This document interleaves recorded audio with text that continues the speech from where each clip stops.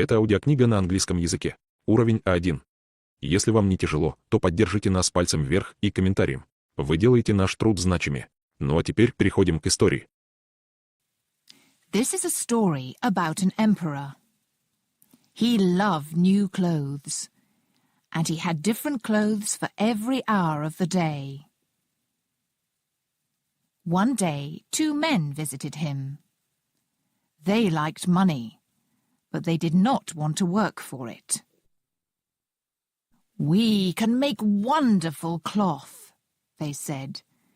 "It's very beautiful cloth, so only clever people can see it." "I like it," the emperor thought. "Make this cloth, then make me some clothes," he said to the men.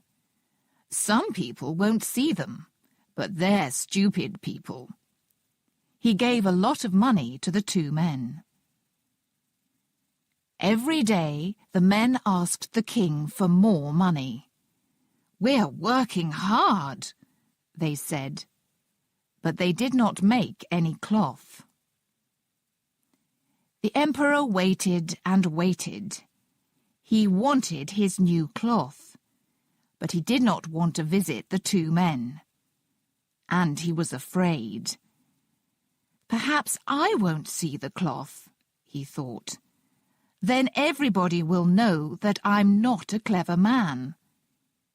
He called a servant. "Go and look at the new cloth. Ask them, when will it be ready?"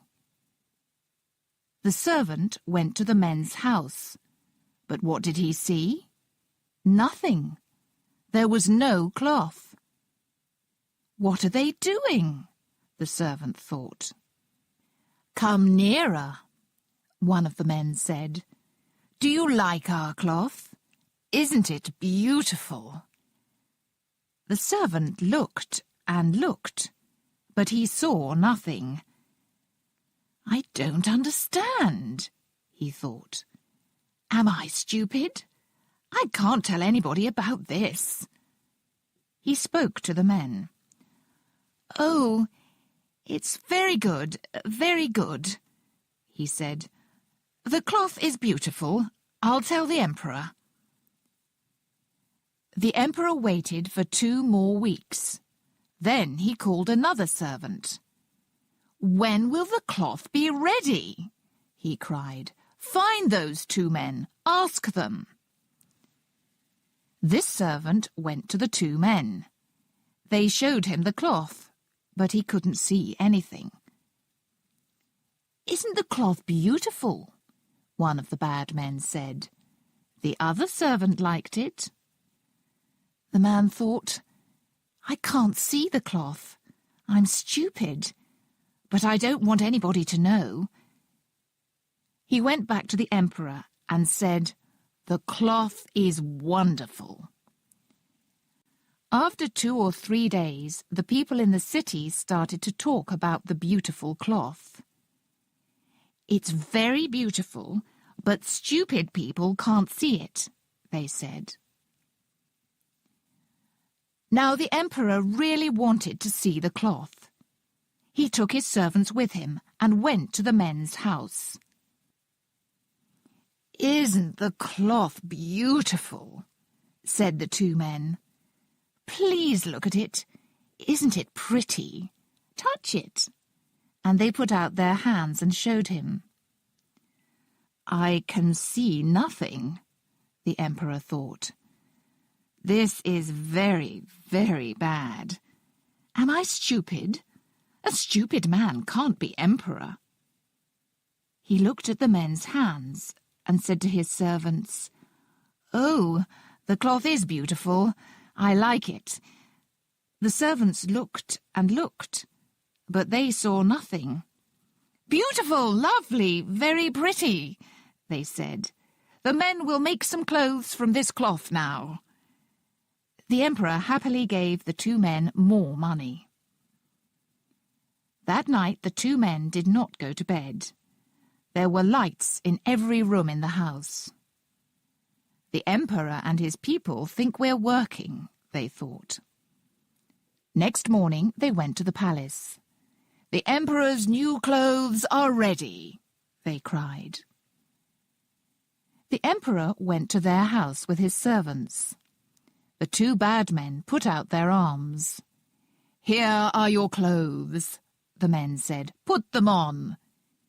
"Yes, yes," said the servants, but they could not see the clothes. The Emperor took off his old shirt and trousers. The two men walked round him and touched his arms and legs.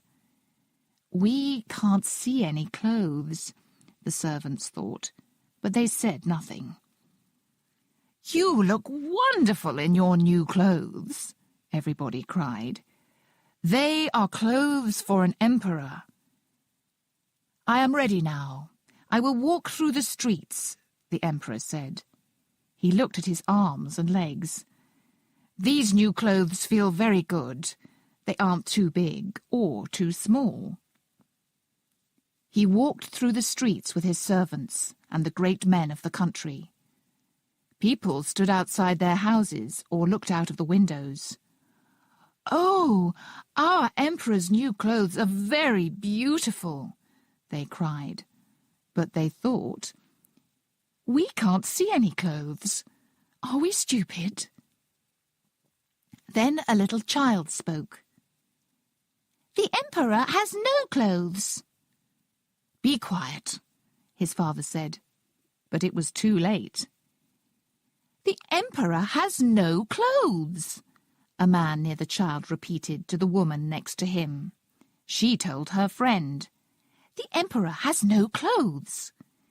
"The Emperor has no clothes," the people cried, and they started to laugh. The Emperor was angry. "The people are right," he thought. "But I have to walk through the streets." He walked and walked. His servants and great men followed him, but they knew too. The Emperor had no clothes.